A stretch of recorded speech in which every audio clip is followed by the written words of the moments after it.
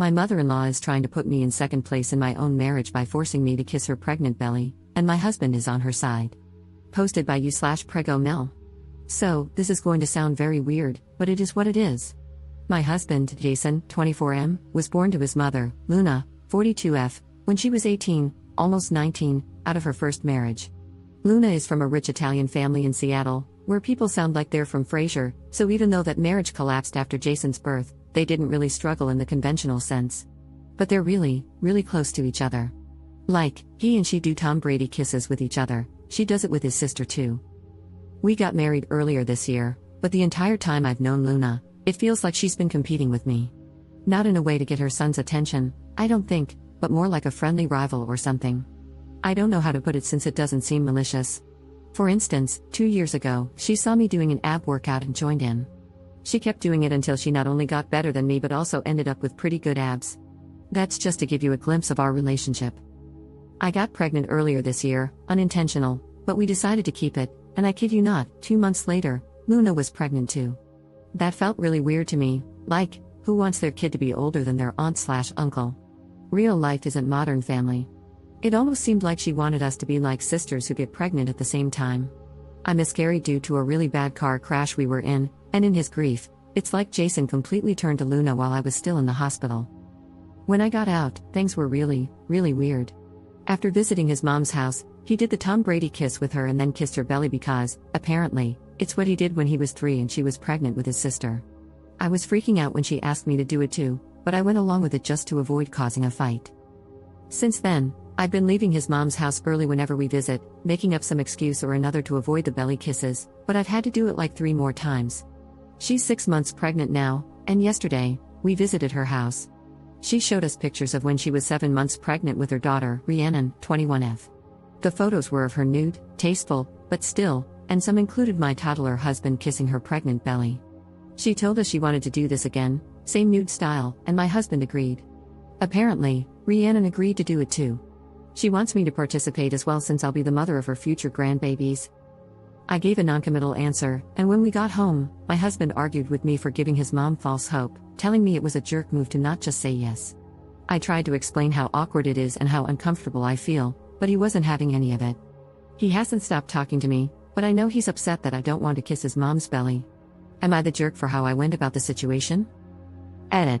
Felt like I needed to add this before it came up in every other comment. Jason and I are in therapy regarding the fact that I almost died in the car crash, our baby died, my leg doesn't work anymore, and he doesn't think he can move on.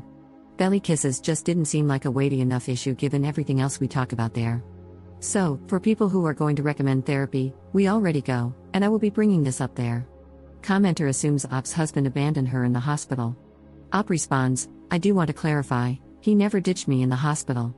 He came to visit me every day, but obviously, he wasn't there 24/7 because of work, and since I wasn't there to make us food, he went back to his mom's place.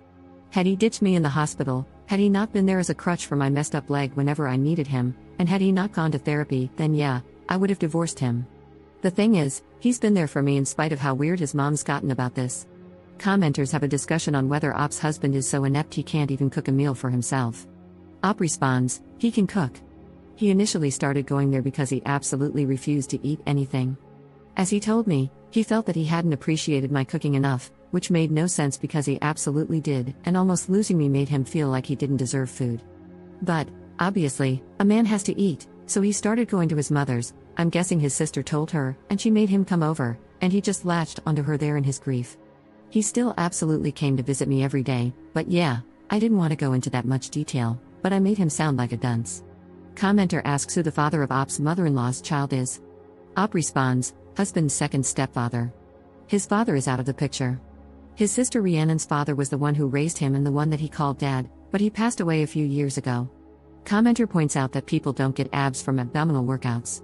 Op responds, I know ab workouts don't cause abs, that's the point. She not only started doing those workouts to compete with me, but took it to a whole other level with diet and training. I know I worded it wrong looking back, but what I was trying to establish is that if I play tennis for fun, she'll try to become a pro and enter local tournaments. Update 4 months later.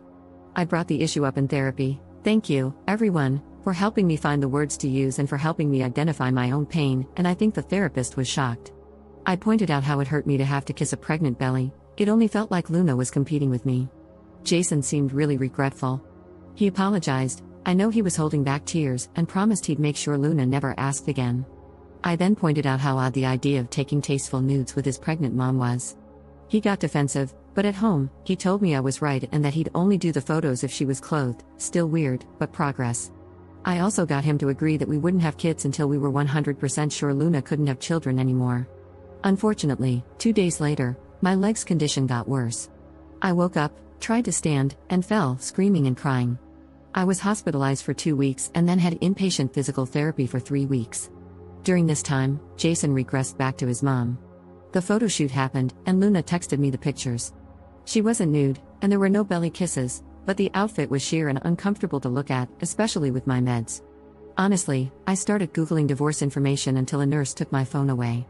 When I went back home, it just didn't feel right with Jason anymore. It was like Luna had won and replaced me. I guess he realized it wasn't working, and those photos were the last straw. About a week later, he asked for another chance but said that if divorce was what I wanted, he'd go along with it.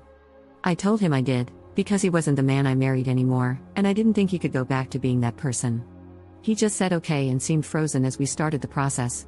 But then I had a bad fall when I stupidly tried to go down the stairs alone. I hate my leg, and the way he took care of me felt like he was himself again.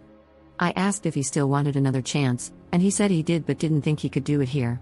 He asked if I'd be willing to move somewhere far away from his family so we could focus on us.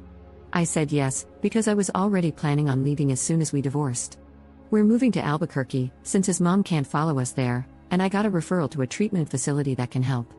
Honestly, these last few days before we leave for our new life have felt just like my old life, except now I have a 99% dead leg, and it's been great having the man I love back.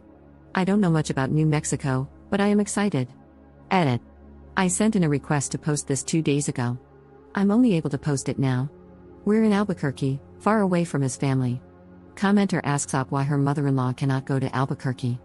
Op responds, well, she can go, but she physically will not go anywhere in New Mexico. She has arrest warrants in that state, or did.